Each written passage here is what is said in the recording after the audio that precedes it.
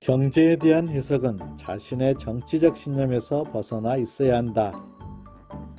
이 말은 정치적 신념 때문에 경제를 해석하는 데 편견을 갖지 말라는 뜻이다.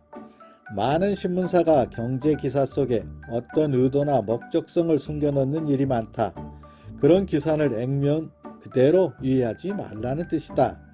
경제 기사는 부정적 보도가 간행이다.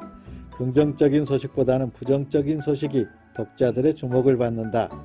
길을 걷다가 나무에 꽃 피었네 라는 소리보다 아차 조심 하는 소리에 더 주목하는 것과 같은 맥락이다.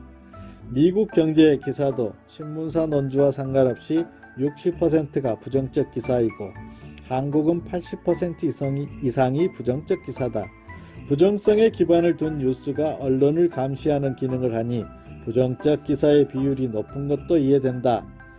잘한 것은 당연한 것이고 못한 것은 여단치고 혼을 내는 것이 언론의 주요 순기능이기 때문이다. 여기까지는 그래도 신문사에게 호의적인 해석이다. 신문사의 문제 중 하나는 경제기사를 왜곡해 정치기사로 만드는 경우다. 같은 상황을 놓고도 비참한 자영업 1600곳 폐업이라고 기사가 나올 수도 있고 지난해 자영업 폐업률 역대 최저 10.98%라고 기사가 나올 수도 있는 것이다. 신문사 논조에 따라 경제 실패 프레임을 씌우거나 반대로 1997년 외환위기 당시 끊임없이 한국의 외환위기 가능성을 지적하는 외신 기사가 나오는 상황에서도 전혀 문제가 없다는 기사를 내는 일처럼 말이다. 오히려 당시 국내 언론은 경제 위기감 조장 말자 경제 비관할 것도 없다 라는 사설을 쓰기도 했다. 이런 기사들은 모두 경제 기사가 아니라 정치 기사다. 그렇기에 자신의 정치적 성향이 한쪽으로 완전히 치우쳐 있으면 경제를 해석할 능력이 사라진다.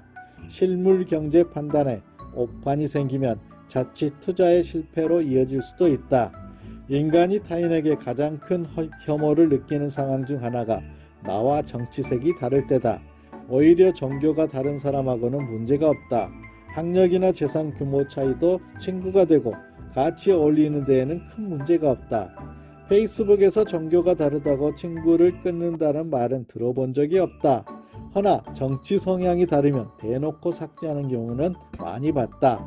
정치 성향이 극단적으로 다른 사람들끼리는 살인을 불사할 정도로 감정이 증폭되는 경우도 있다. 역사를 보면 실제로 서로 죽이고 죽임을 당하기도 했다. 세계 역사에서 종교 갈등으로 전쟁이 일어나기는 했지만 이면에는 종교를 빙자한 정치적 이해관계가 들어있다. 결국 가장 깊은 감정 차이는 정치에서부터 온다. 따라서 한쪽 편을 온전히 지지하는 강성 정치 성향을 가지면 신문이나 언론 중에서도 자신의 성향에 맞는 기사만 보게 된다. 따라서 생각도 판단도 한쪽으로 치우치게 된다. 사실 정치 성향 자체가 문제가 되는 것이 아니다. 단지 경제 기사를 대할 때는 사실 판단을 위해 실제 데이터에 기반한 자료를 꼭 참고해야 한다는 점까지 인지하라는 말이다. 편향성을 띤 제목이나 논조에 대해선 언제나 의심하고 있어야 한다. 투자나 사업은 한번 방향을 잃으면 경쟁에서 밀려나거나 심지어 망할 수도 있다. 집값이 폭락하고 공황으로 현금이 말라가고 있는데 느닷없이 집값 상승 시대 온다 같은 터무니없는 기사가 나오기도 하니 말이다.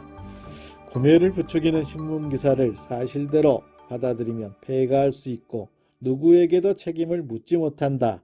자신의 정치 성향과 개인 경제 정책은 독자적으로 분리해 판단하기를 바란다.